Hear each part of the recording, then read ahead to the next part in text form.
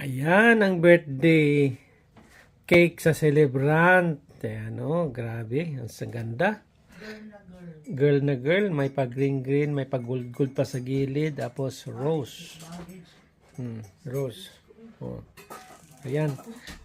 Guys, ang nagagawa nito guys, si Ate Hazel Ferrer. Kung gusto mag-order ng cake, ayan. Siya nang gumagawa nito. Di ba si Ate Hazel gumawa nito? Oo, si Ate. Yan guys, ganda-ganda guys, di ba? Katangkad guys, grabe.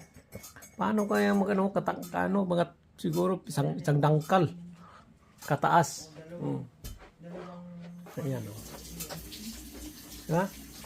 Ganda-ganda. Ano, idibol itong flower, no? Makain itong bulaklak, no? No? Ha? It's not edible. Edible? Kala ko edible ito.